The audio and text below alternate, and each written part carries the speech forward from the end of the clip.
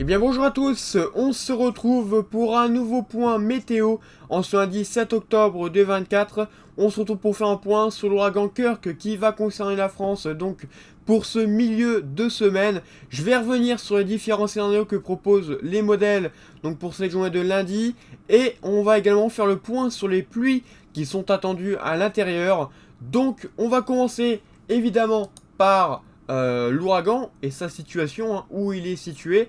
Donc l'ouragan est actuellement encore en phase d'ouragan, mais devrait progressivement passer en stade de tempête tropicale pour arriver enfin à un stade donc de tempête extra-tropicale en arrivant proche de notre pays. Donc on devrait avoir un affaiblissement évidemment de cet ouragan et on devrait retrouver plutôt une dépression à tempête tropicale, extra-tropicale en tout cas. Donc on va voir un petit peu les différents modèles et tout d'abord on va commencer par GFS. Donc on a plusieurs modèles. On a GFS, Icon et CEP. Donc on a des scénarios moins bons et des scénarios vraiment très bons, vous allez voir. Donc on a deux possibilités qui en ressortent en tout cas. Donc pour cette journée de lundi, on a la première possibilité que voit GFS, c'est-à-dire que la dépression remonte progressivement en direction donc, des régions centre. Donc depuis la Charente, région centre, en allant vers le nord-est.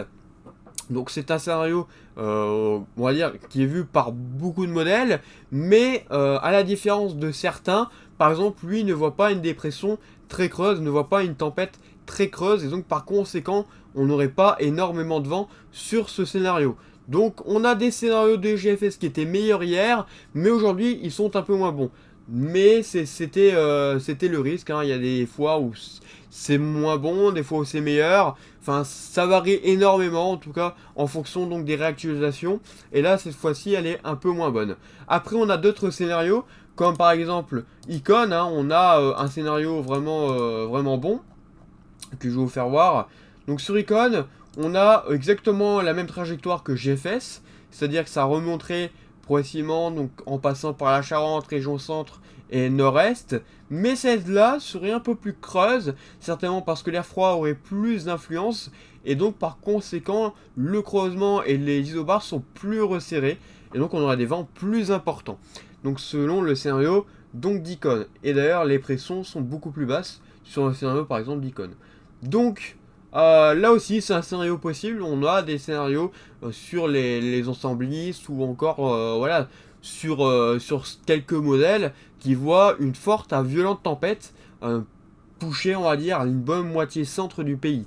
Voilà, donc il faudra vraiment voir lequel des scénarios va gagner et après on a un autre scénario, le scénario de CEP qui ressemble vraiment hein, à GFS, c'est-à-dire que ça passerait finalement sur toujours la même région, c'est-à-dire les régions centre et nord-est évidemment, pour finir vers le nord-est.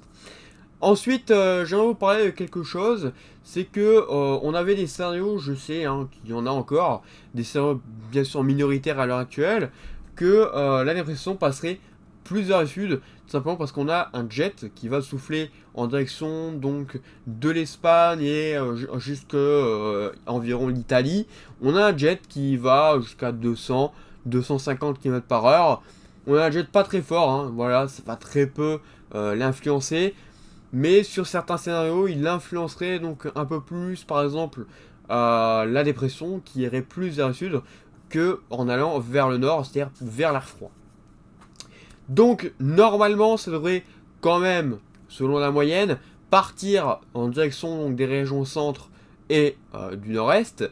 Après, on a encore un scénario minoritaire, très minoritaire, en allant vers par exemple les régions plus au nord, c'est-à-dire la Belgique, les Hauts-de-France. Donc là aussi, c'est possible, hein, on a encore pas mal de différences entre les scénarios, hein, encore à l'heure actuelle. Donc c'est pas impossible qu'on ait quelques surprises.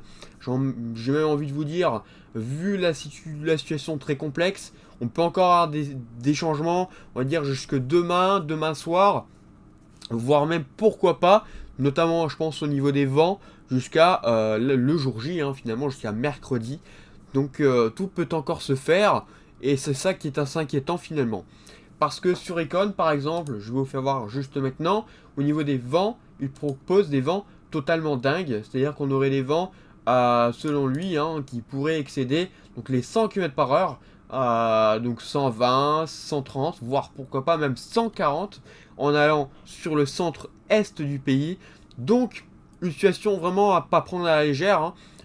On connaît que ces situations peuvent vraiment faire pas mal de dégâts, notamment sur les habitations, les réseaux électriques, mais également et surtout sur les arbres et la végétation.